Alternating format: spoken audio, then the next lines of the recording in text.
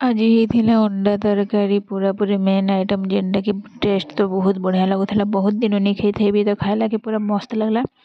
ତ ଅଣ୍ଡା ଖାଇନୁ ଯେତେ ଦିଲ୍ ଖୁସ୍ ଲାଗିଗଲା ଯେ ଯେତେ ବି ଆମର ଘରେ ବଞ୍ଚିଥିଲା ତାଲି ଦିୱାଲିର ଫୁଲଝଡ଼ି ମାନେ ସବୁକେ ଜଲେଇକରି କେନ୍ତାରେ ଆମେ ଟିକେ ସେଲିବ୍ରେଟ୍ କରିଦେସୁଁ ଯେନ୍ଟାକି ବହୁତ ଖୁସ୍ ଲାଗ୍ସି। ଆମର ମାମା ତ ପୁରା ହେପି ଦିୱାଲି କରି କରି ସେ ଯେତେ ଦିନ ତक ତାର ଆଖିରେ ଫଟକା ଯିଏ ବି ଫୁଟୁଥିବା ଦେଖୁଥିବା ସେ ତ ସେ ଜିନିଷଟା ନିହାଲେ ନି ଏକା ଛାଡ଼ି ତ ଘରେ ବି ଥିଲା କେତେଟା ଫୁଲଝଡ଼ି ସେଟାକେ ଜଲଉଛେ ଦେଖୁନ୍। আমার যদি মিনি ভিডিওটি যদি ভাল লাগবে বলে গোটে লাইক କରିଦେବେ ସବସ୍କ୍ରାଇବ୍ করবাকে নি ভুলবে। তারপরে সন্ধ্যে হয়ে আসে দিওয়ালি মনে সারলা পরে খাই দেসু কিছিটা কুরকুরি লেজ যেটাকে আমার বাবা भी দেখ পুরা খাଇବା বেলে কেনতা হଉଛି মোর হাত নକା ଛଡ଼େଇ ନେଇକରି ଖାଇ ଦେଇছে ମାମା ମାମା ବୋଲୁଛେ। ଛୁଆ ମାନେ ଜାଣା ଦେଖିଲେ ତାଣା ହିଁ ଖାଇବାର କେ ଇଚ୍ଛା ଖାଏନି ବରଂ ଧରିଥିବା ସେ ଦେଖୁନ୍।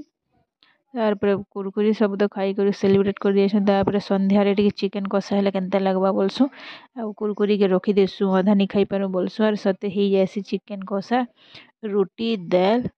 ଭିଡ଼ିଓଟି ମୋର ଏଇଠି ଏଣ୍ଡ କରୁଛି ରହିଲି ନମସ୍କାର।